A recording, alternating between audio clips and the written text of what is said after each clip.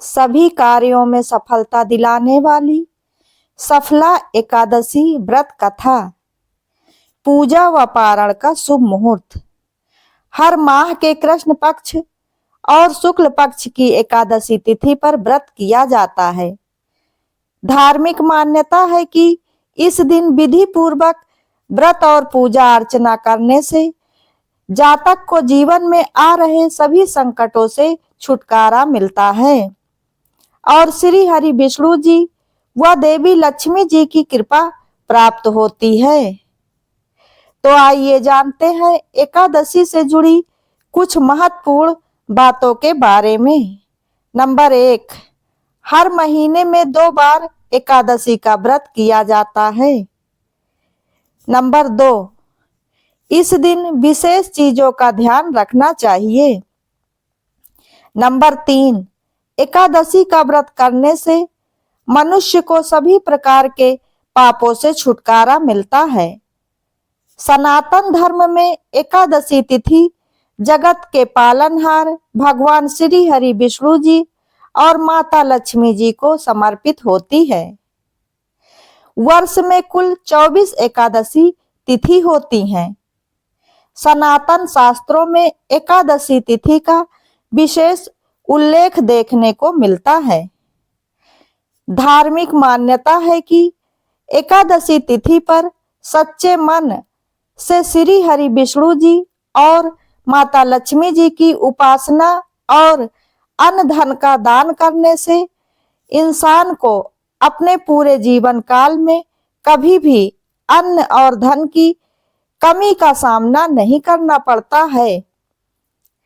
इसी प्रकार से हर साल पौष माह में सफला एकादशी मनाई जाती है। लेकिन क्या आप जानते हैं कि सफला एकादशी व्रत क्यों किया जाता है? अगर नहीं जानते हैं तो चलिए आपको इसके महत्व के बारे में बताते हैं। लेकिन वीडियो में आगे बढ़ने से पहले दोस्तों, अगर आप लोगों को ये वीडियो पसंद आती है तो वीडियो को लाइक, शेयर, कमेंट जरूर करें और ऐसी ही ज्ञानवर्धक और धार्मिक जानकारियों एवं कथा कहानियों के लिए चैनल को सब्सक्राइब करें। नंबर 1, ज्योतिष शास्त्र के अनुसार सफला एकादशी व्रत को विधि पूर्वक करने से इंसान को अपने सभी कार्यों में सफलता अवश्य मिलती है।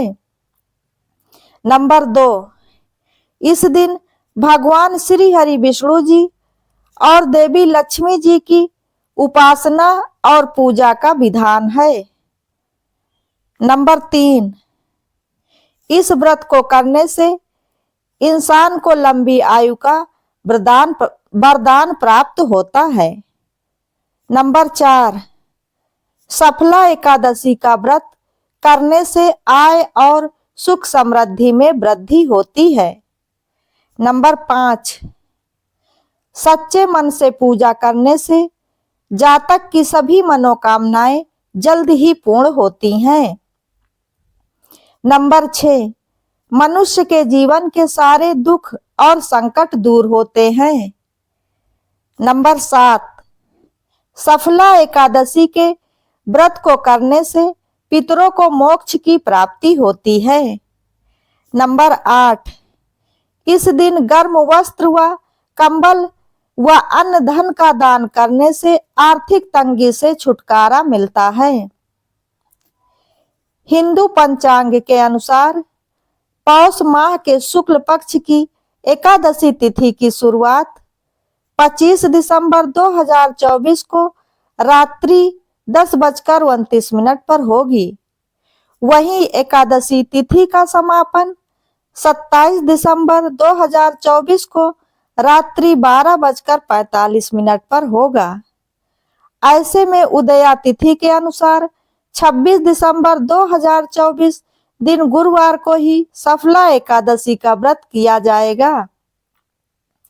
सफला एकादशी के दिन पूजा का शुभ मुहूर्त सुबह 7:12 से सुबह 8:30 तक का रहेगा। सफला एकादशी के पारण का शुभ मुहूर्त 27 दिसंबर को सुबह 7:17 से सुबह 9:16 तक का रहेगा।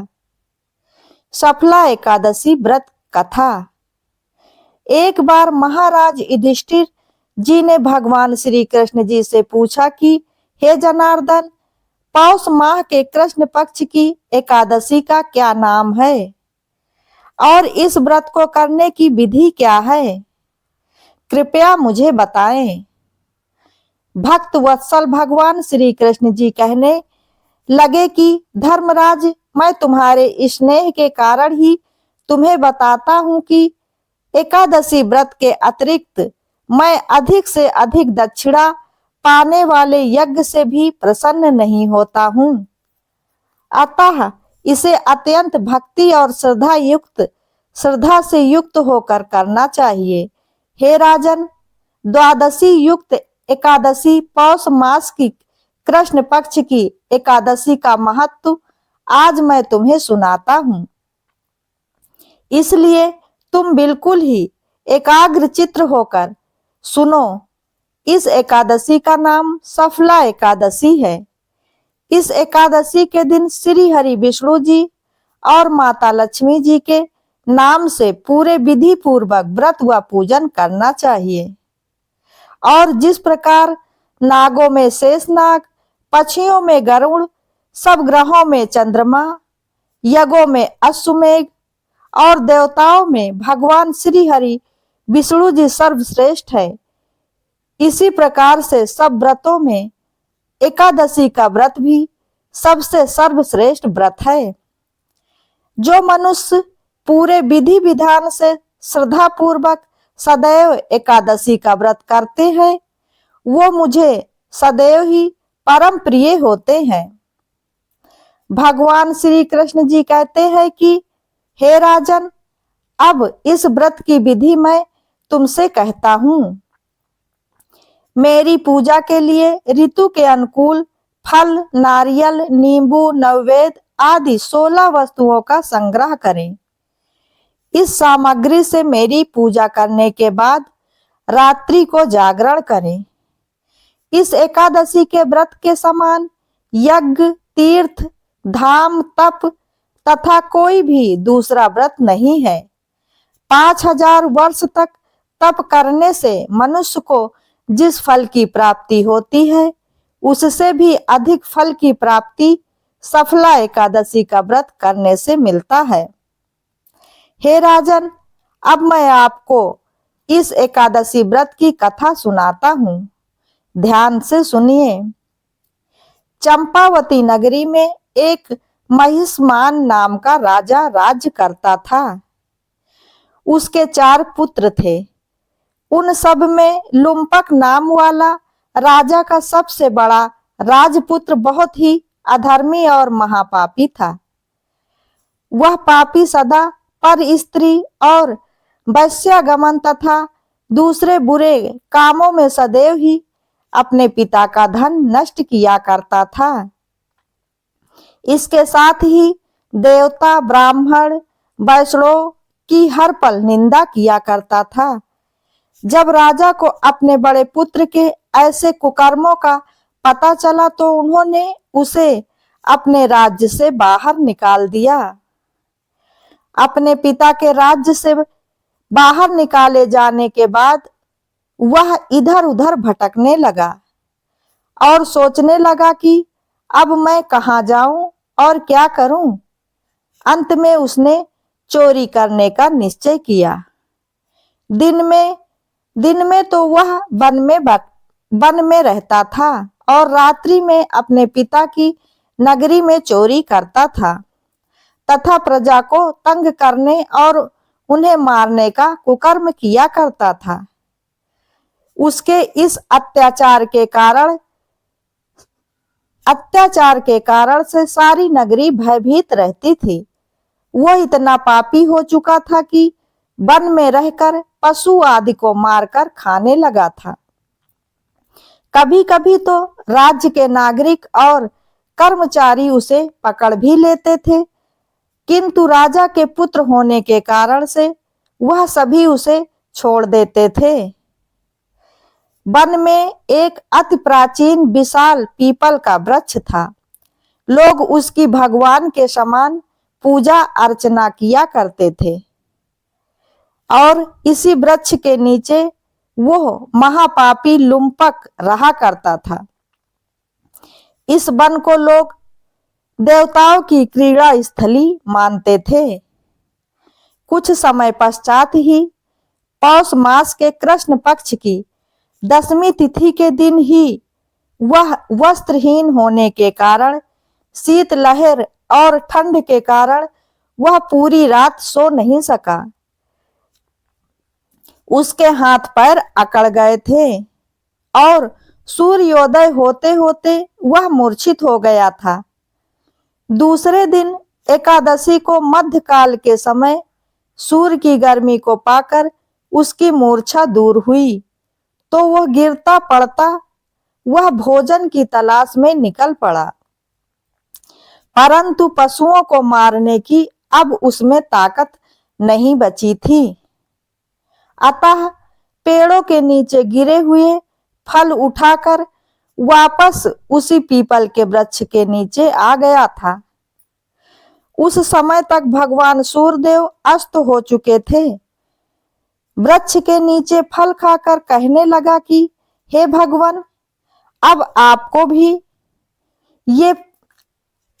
भी अर्पण है ये फल, अब आप भी इन्हें खाकर तृप्त हो जाइए। उस रात्रि को दुख के कारण उसे रात भर नींद भी नहीं आई थी, परंतु अनजाने में ही सही, लेकिन उसके इस उपवास और जागरण से भगवान श्री हरि विष्णु जी और माता लक्ष्मी जी अत्यंत प्रसन्न हो गए थे और इसी व्रत के कारण उसके सारे पाप भी नष्ट हो गए थे। दूसरे दिन प्रातः काल एक अति सुंदर घोड़ा अनेक सुंदर वस्तुओं से सजा हुआ उसके सामने आकर खड़ा हो गया था। ठीक उसी समय एक आकाशवाणी हुई कि हे राजपुत्र, श्री नारायण जी की कृपा से तुम्हारे सारे पाप नष्ट हो गए हैं। अब तुम अपने पिता के पास जाकर उनका राज्य प्राप्त कर सकते हो। ऐसी वाणी को सुनकर वह अत्यंत प्रसन्न हुआ और दिव्य वस्त्र धारण करके, भगवान आपकी जय हो, विष्णु भगवान जी आपकी सदा ही जय हो, नारायण आपकी जय हो, ऐसा कहता हुआ वह अपने पिता के पास गया। उसके पिता ने प्रसन्न होकर उसे समस्त राज्य का भार सौंप दिया और वन में तपस्या करने के लिए चले गए। अब लुम्पक शास्त्र अनुसार राज्य करने लगा और उसके साथ ही उसका पूरा परिवार, उसकी स्त्री, उसका पुत्र आदि सारा कुटुंब भगवान नारायण का परम भक्त हो गया था। बहुत सालों तक शास्त्र अनुसार राज्य करने के बाद जब वह वृद्ध हो गया था, तब वह भी अपने पुत्र को राज्य का भार सौंपकर वन में तपस्या करने चला गया था और अंत में श्री हरि विष्णु जी के धाम यानी कि वैकुंठ धाम को प्राप्त हुआ था। अतः जो भी मनुष्य इस परम पवित्र सफला एकादशी का व्रत करता है, उसे अंत में मोक्ष की प्राप्ति अवश्य ही होती है और वह हर प्रकार के पापों से मुक्त हो जाता है। और जो नहीं करते हैं वो पूंछ और सींगों से रहित पशुओं के समान ही होते हैं। इस सफला एकादशी के महत्व को पढ़ने से अथवा श्रवण करने से मनुष्य को अश्वमेध यज्ञ का फल प्राप्त होता है। धन्यवाद।